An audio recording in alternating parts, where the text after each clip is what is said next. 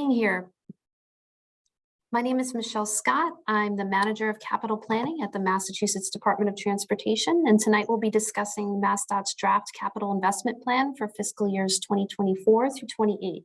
To get things started, I'll turn things over to my colleague Raisa, who will review the meeting procedures.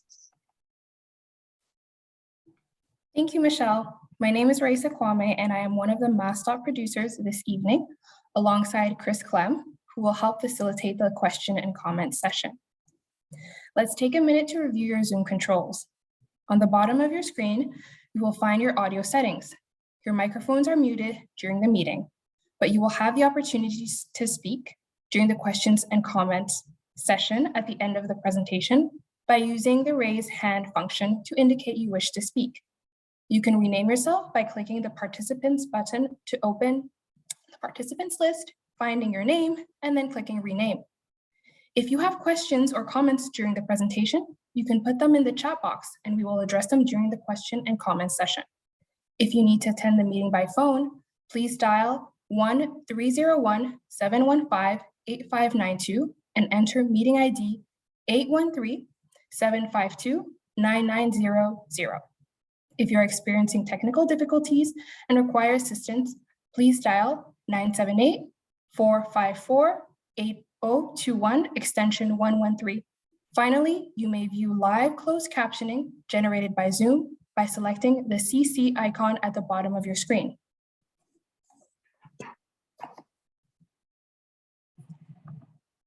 This virtual public meeting will be recorded. The Massachusetts Department of Transportation may choose to retain and distribute the video, still images, and audio and/or chat transcript. By continuing attendance with this virtual public meeting, you are consenting to participate in a recorded event. If you are not comfortable being recorded, please turn off your camera, keep your microphone muted, and refrain from chatting in the transcript. If you prefer to excuse yourself from the meeting, you can find the materials at this website, mass.gov/CIP. Other important notes. Please note that you are automatically muted upon entering this meeting. The meeting will be open to questions and answers and comments at the end of the formal presentation. If you have trouble with the meeting technology during the presentation, please request support using the Zoom chat function or call 978-454-8021, extension 113. I will now hand the presentation back to Michelle, and all questions and comments are welcome and appreciated. However, we do request that you refrain from any disrespectful comments. Back to you, Michelle. Thanks, Raisa. So on the next slide, I'm just going to go over the overview of what we'll be covering tonight. First, we'll hear some welcome from the metropolitan planning organizations that oversee the spending of federal funds in the Northern Middlesex and Merrimack Valley regions. They include the Northern Middlesex MPO, which is staffed by the Northern Middlesex Council of Governments, who is graciously hosting this meeting tonight, and the Merrimack Valley MPO, which is staffed by the Merrimack Valley Planning Commission. Following that welcome, I'll give an overview of what the CIP is, talk about the approach and strategic goals that inform the plan.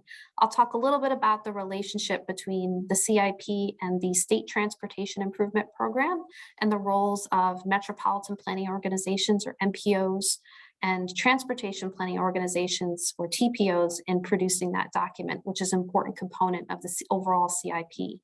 I'll talk a little bit about how we get the funding and the funding sources that fund the planned investments in the CIP, give an overview of our spending expected for this period, and talk about some highlighted investments, particularly in the Northern Middlesex and Merrimack Valley regions. I'll talk a little bit about how you can explore the CIP, give an overview of what the document looks like and how we're conducting public engagement. And then we really hope to hear your feedback during the comment and Q&A portion of the meeting. So again, we're really grateful for the support we've gotten from our MPO partners, both in developing the CIP itself and for setting up these specific meetings. So before moving ahead with the presentation, I'd like to invite Justin Howard from the Northern Middlesex Council of Governments to say a few words of welcome. Yeah, thank you, Michelle. Good evening, everyone. Like Michelle said, my name is Justin Howard, and I am the Transportation Director with the Northern Middlesex Council of Governments, which serves as the staff to the Northern Middlesex Metropolitan Planning Organization, or MPO. And we represent the city of Lowell and 8 surrounding communities in the northern part of Middlesex County. And we're serving as sort of as a co-host tonight, because we work in collaboration with MassDOT to carry out the transportation planning process in our region. And our MPO directly informs what we're talking about tonight, the MassDOT Capital Investment Plan, because the MPO really oversees capital spending in the Northern Middlesex region through development of the Transportation Improvement Program, or TIP. And the TIP is a federally required document. It serves to program improvement projects, transportation improvement projects, using allocated federal transportation dollars available to the region. And the TIP kind of serves as a piece of the CIP because it directly informs what we call the Statewide Transportation Improvement Program, or STIP. And Michelle, we'll touch on that here tonight, as she mentioned in the discussion of the agenda for tonight. And just a one note, we did hold our monthly MPO meeting earlier today, and if you were in attendance, the board voted to endorse the federal fiscal year 2024 to 28 TIP for our region, and that will go into effect in October. And I just really want to thank everyone for attending here tonight. And before I hand it back to Michelle, I just want to let everyone know that we really appreciate it, and we'll be here to answer any questions you may have tonight. So with that, I'll pass it back to Michelle. Thanks so much, Justin. Next, I'd like to give Patrick Reed from the Merrimack Valley Planning Commission the chance to say a few words.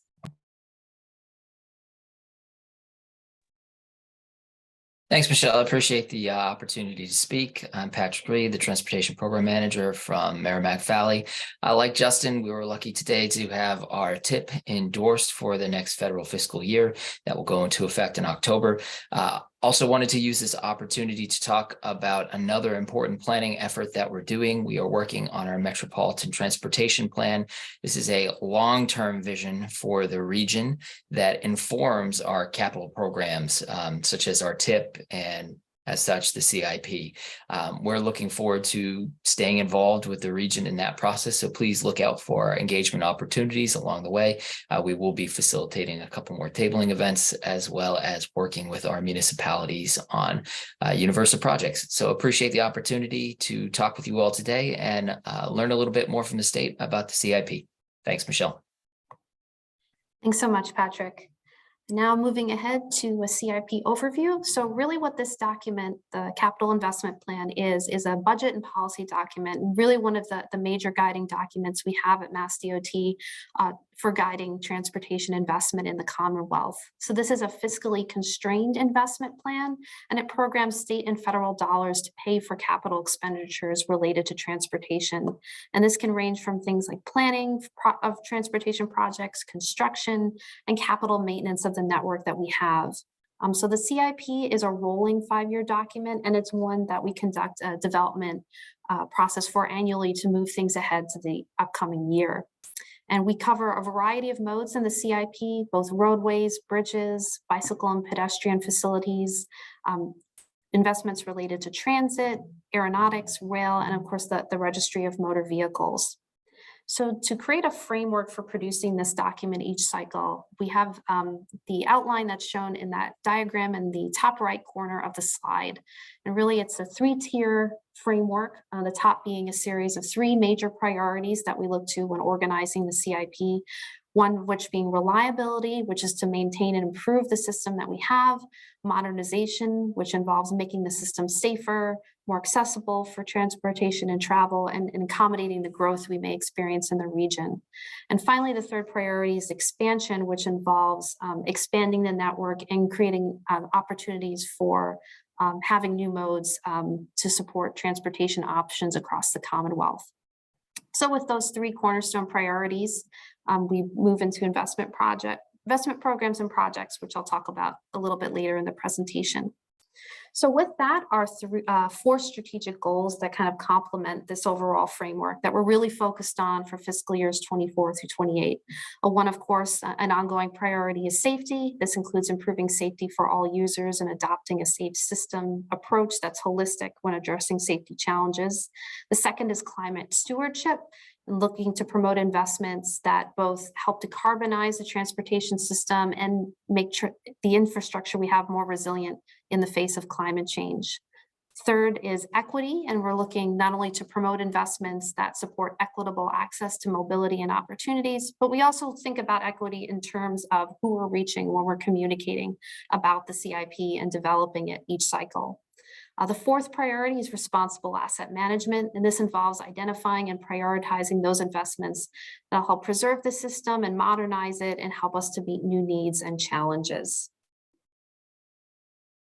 So as Justin gave a really helpful lead in earlier in the presentation, the CIP and the STIP, which is made up of the individual transportation improvement programs or TIPs produced by the MPOs and TPOs in the Commonwealth. There's a really important relationship here, and you can see that kind of captured in the nested circle diagram on the right-hand side of the slide.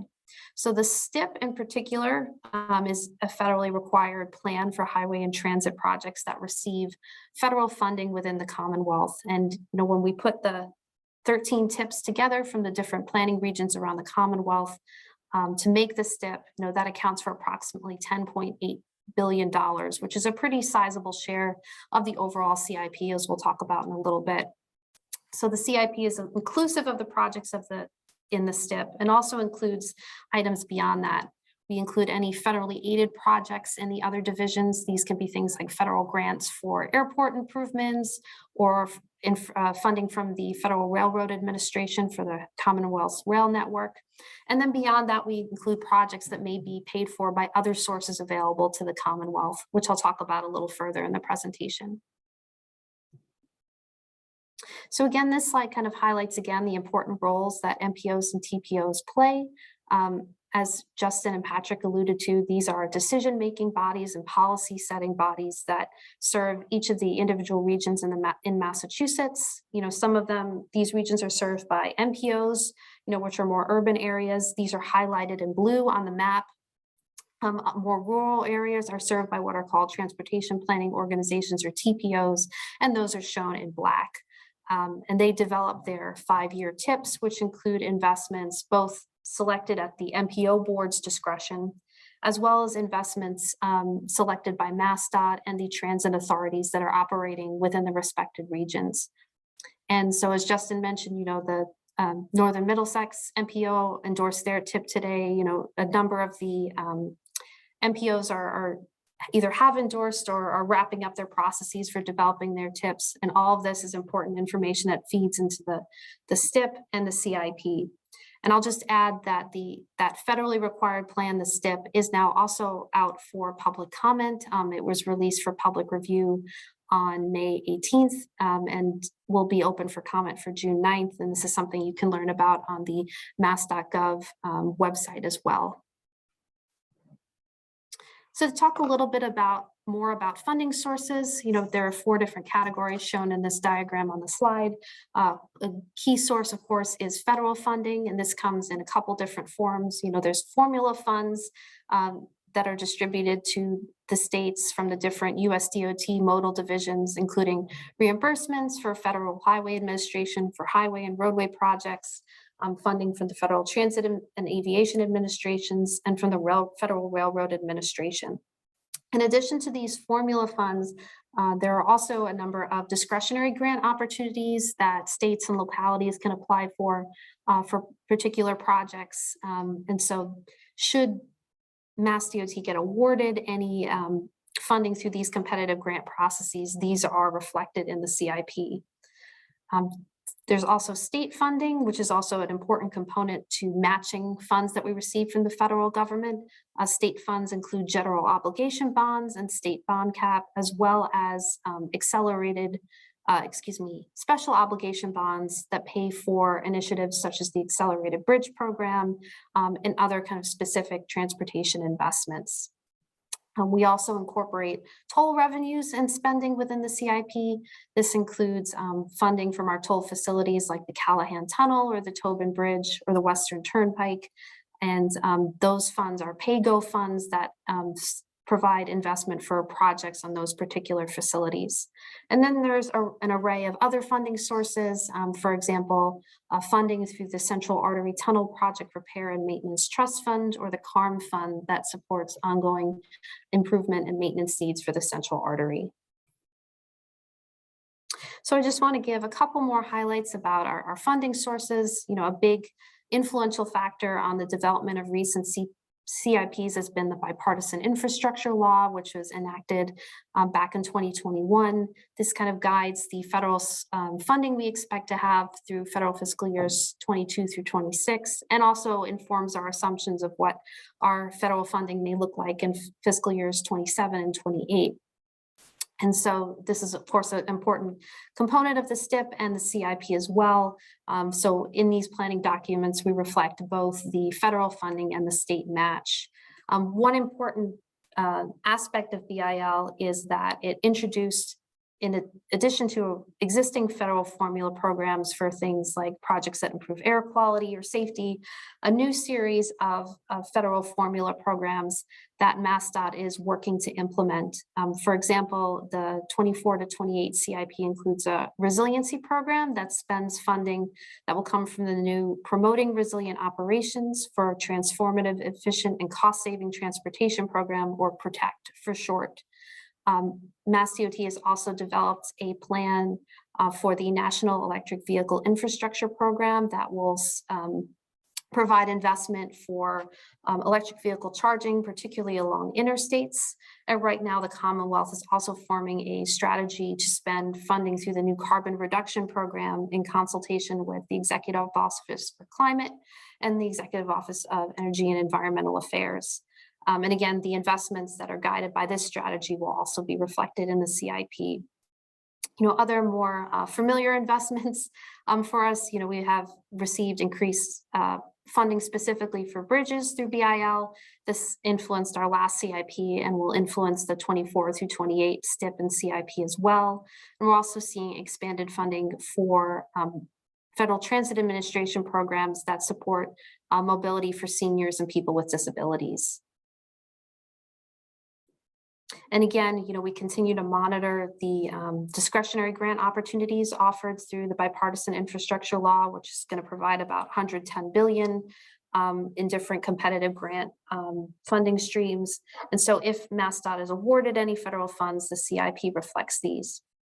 You know, another factor that we're seeing kind of as we transition out of the COVID-19 pandemic is that the toll revenues for our toll facilities are starting to increase as we're seeing that rebounding traffic, opening up opportunities for more investment on those facilities.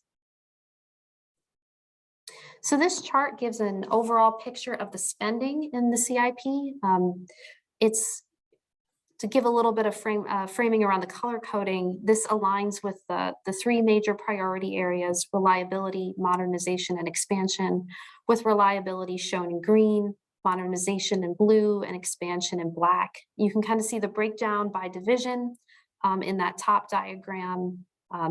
Down below at the bottom right, you can see a comparison from the last year's CIP to the one we have upcoming in terms of planned spending. Overall, the 24 to 28 CIP is expected to have approximately $15.4 billion in planned spending, which is a little over $500 million compared to the CIP for 23 through 27, which is in effect right now.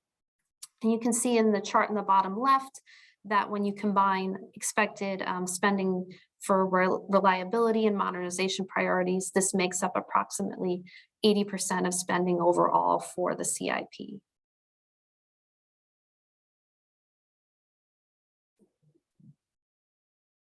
So I talked a little bit in the beginning about that priority framework, which is made up of the reliability, modernization, and expansion priorities. And you know, to support that, we have a series of investment programs to make sure that we're moving ahead for our goals in these different areas. So this diagram shows, you know, programs by division organized by those priority areas. So for example, for highway, you can see that reliability is being advanced by programs such as our bridge program, interstate pavement, and the new resiliency improvements, while modernization priorities are being advanced by the Complete Streets program, which expands opportunities for different modes to use roadways safely and easily, along with programs such as Safe Routes to School. Similarly, on the transit side, you can see that RTA vehicle replacement program supports ongoing effective operations for these transit systems. And then we have a facility and system modernization program, which is particularly important for things like upgrading transit systems to incorporate electric vehicles. So I do want to highlight a number of programs that are really specific to municipalities. So in addition to the Chapter 90 program, which is the standard state aid program to support municipalities in a variety of transportation investments, we also have a number of other programs to serve specific areas. One example is the Shared Streets and Spaces program, which you may be familiar with. This is one that we kicked off in the COVID-19 pandemic, and it directs funds to helping municipalities expand or repurpose their sidewalks, curbs, streets, or parking areas to support public health, safer mobility, particularly for bicyclists and pedestrians, and renew commerce through things like outdoor dining for restaurants. Other programs include the Municipal RTA and Electric Vehicle Fleets program, which is helping to municipalities to integrate electric vehicles into their fleets and equipment like charging stations, making that more prevalent as electric vehicles take up greater share of fleets around the Commonwealth. Another important one being Municipal Small Bridge, which provides support to cities and towns for replacing, preserving, or rehabilitating small bridges that are between 10 and 20 feet long and are either structurally deficient or load posted. So on this slide, we have a couple highlights, and the next two slides will actually cover these of some projects within the Northern Middlesex and Merrimack Valley regions that are highlights within the CIP for 24 to 28. The investments are organized by division and then by the specific location or facility or transit authority. They capture the spending both specifically in the upcoming year, fiscal year 24, spending through the full CIP period of 24 to 28, and then the total project costs.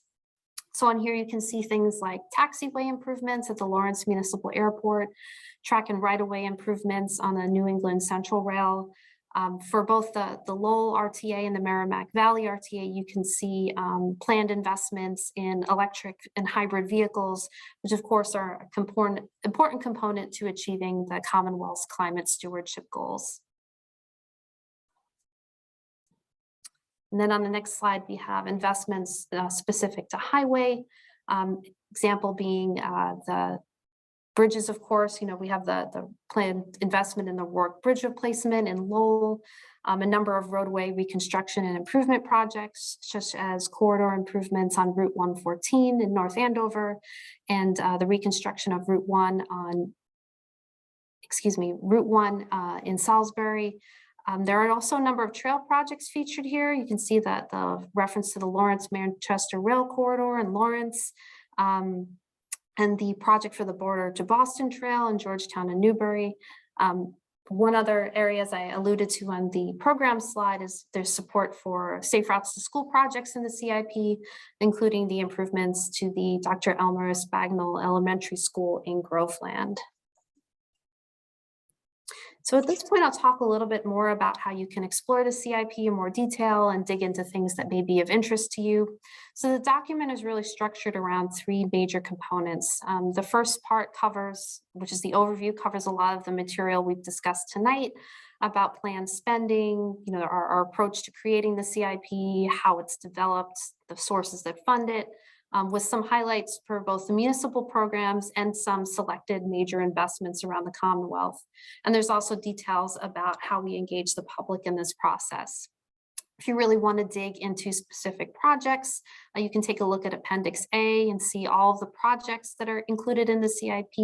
These are organized by division and location. You can find the kind of detail and spending information that we showed on the screen tonight. And Appendix B provides a little bit more detail about the investment programs that I spoke of, including the planned spending that we have for each one.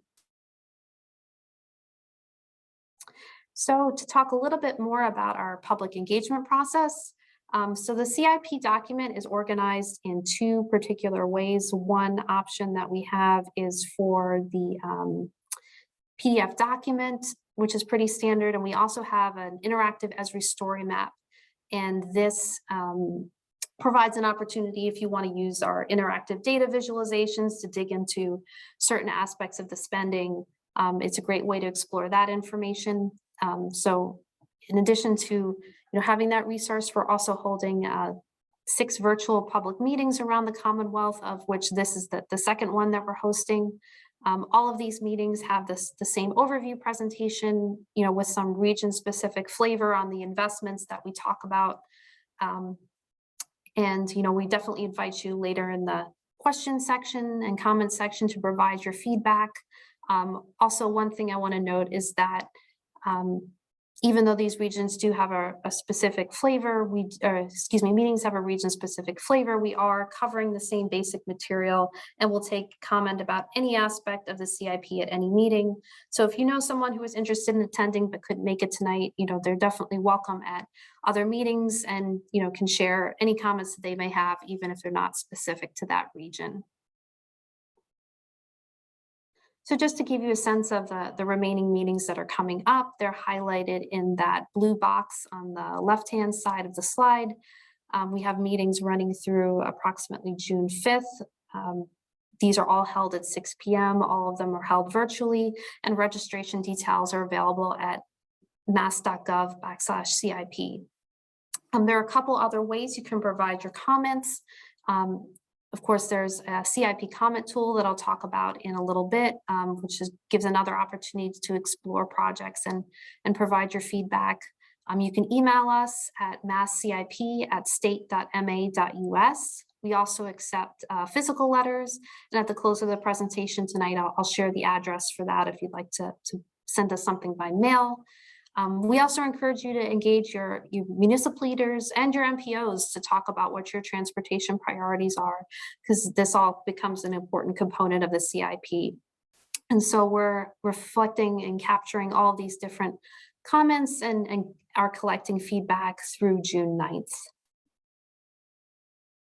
So talking a little bit more about the comment tool, this is an interactive map-based tool that allows you to both explore and provide comments directly on projects. The screen cap here shows what it looks like. You can use a series of filters to explore by MassDOT division or MPO region or CIP program. There are also a couple of boxes where you can input a project name or an address to search that way. You can also explore just by clicking around on the map on the right side of the interface. Down the center, you can see a list of projects, and there's a more info button for each. So if you open up the more info, you can learn a little bit more about the details on spending for that project, as well as find a place to either input a written comment or upvote the project if you're interested in doing that. So the link here is available on the screen. And again, this is a resource that'll be open through June 9th. So just to touch on how we use these comments, which is a really important component on both developing this current CIP and on future ones, we have it kind of deal with this in 3 different categories. First, the comments we receive on projects. Those that are on existing projects we share with project managers in the relevant MassDOT divisions so that they can take them into consideration as those projects are being implemented. If you have comments on projects that aren't in the CIP currently, but you're interested in seeing reflected there, we share those with internal MassDOT stakeholders as well, so they're aware of the level of interest in particular projects. Kind of going up a level to programs and priorities, we look at comments that are supporting or provide feedback on specific CIP programs and share those with the divisions as we're thinking about next year's investments and 5-year priorities. And then finally, we really appreciate even general feedback about how we communicate about the CIP or the process for creating it. And that helps us, make sure that we're developing these plans in a way that really helps capture the transportation priorities of people living in the Commonwealth. So I do want to highlight, kind of at the close of my remarks here, one other major public engagement opportunity at the state level. This is Beyond Mobility, which is MassDOT's next statewide long-range transportation plan. And this is going to be a really important component to developing the CIP in upcoming years. So this document is going to capture the most pressing transportation issues and priorities that'll need to be addressed in Massachusetts between now and 2050. And it's going to really set the direction for future capital planning and program sizing, so we can make sure that the investments that we're making are performance-based, equitable, aligned with the needs of the public, and really putting us on a path to address the challenges we may face in the future. So this plan has been in development for a little bit over a year. It's been, had a number of engagement opportunities throughout, and will continue to have public engagement, and really wants to hear from folks about, these long-range transportation planning issues. So if you're interested in getting involved, we encourage you to check out mass.gov/beyond-mobility, or to take a scan of the QR code on the right-hand side to explore those resources.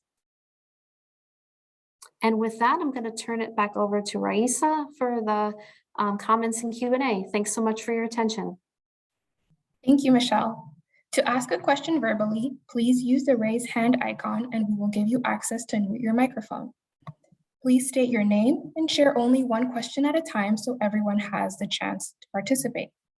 You may also submit written questions or comments to the host using the chat panel, and we will read them out loud. To ask a question on the phone, dial *9 and we will call out the last four digits of your phone number and unmute your audio. At this time, we would like to give the opportunity to elected officials to speak.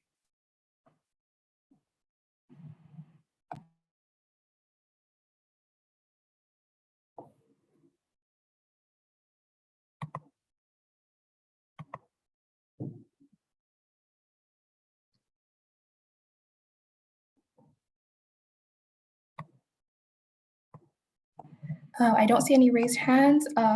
Therefore, if anyone has any questions or comments, please share them now. We are glad to receive any questions or comments at this time.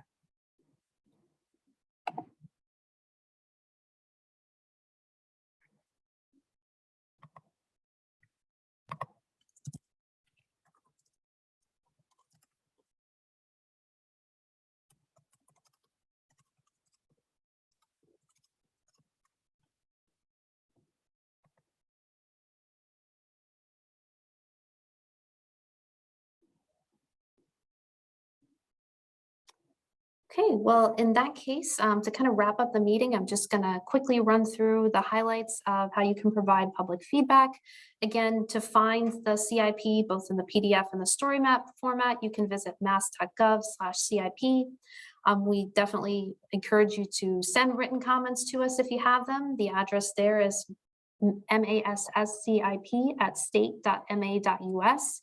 We also encourage you to check out the online comment tool. If you would like to send us a letter, you can write to MassDOT, Office of Transportation Planning, Attention Manager of Capital Planning at 10 Park Plaza, room 4150, Boston, Massachusetts, 02116. And with that, I want to thank you all for coming and for your attention tonight, your interest in the CIP, and I hope you have a great rest of your evening. Thanks so much.